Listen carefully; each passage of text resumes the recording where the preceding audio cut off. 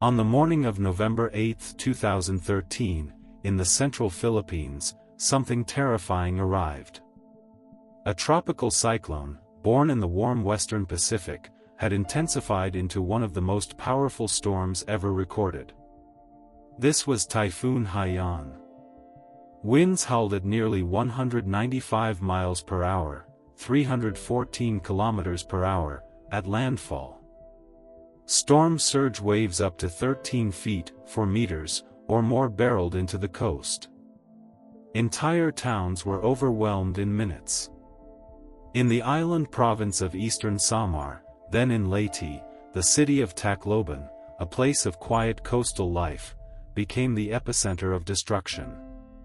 Concrete buildings collapsed, wooden homes vanished, and ash, water and debris filled the streets.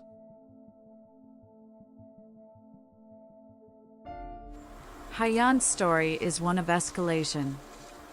It began as a low-pressure area near Micronesia on November 2nd. By November 4th it was named.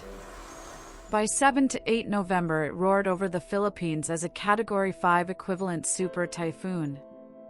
When the northern eyewall struck Guyuan, Samar, at around 4:40 a.m. local time, the combination of wind, waves and water overwhelmed defenses.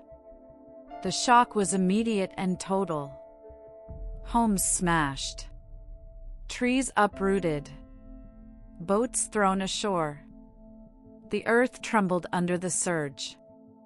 In Tacloban Bay, boats sat where houses once stood. Streets became rivers. The airport flooded. Hospitals lost power. Survivors found themselves floating in rooms once above ground.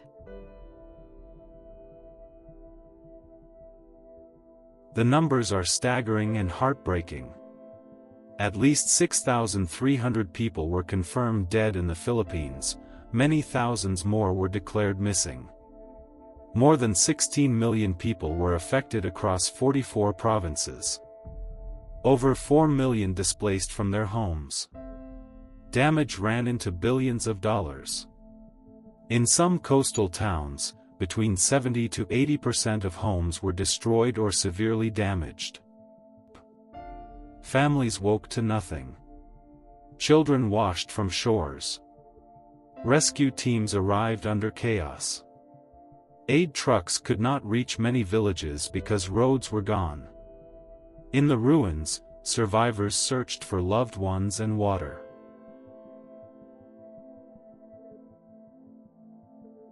Haiyan wasn't just about wind and waves, it was about vulnerability exposed. Communities built near sea level, weak infrastructure, limited evacuation routes, and little time to prepare. It became a case study in risk. How extreme storms can hit with unprecedented intensity. How storm surge can be deadlier than wind. How poverty, location, and infrastructure weakness amplify disaster. And how climate change may raise the stakes for coastal communities everywhere.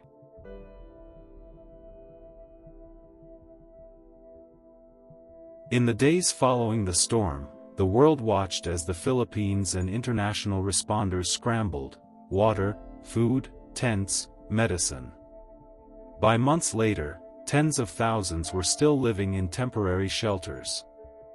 The rebuilding effort introduced the slogan, "Build Back Better," new homes raised on stilts, stronger building codes, relocating high-risk coastal settlements. Survivors carried forward courage. A community devastated by one of the worst storms ever recorded refused to vanish under it. Typhoon Haiyan is more than a disaster, it's a warning. The sky unleashed its power and showed how fast life can change. It's a reminder that even remote or rural towns can face the strongest storms on record. That human resilience matters, but so does preparation.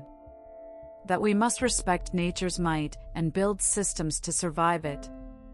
When the winds died and the water receded, the people of the Philippines rose again.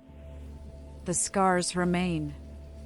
the stories endure, and the world learned to listen.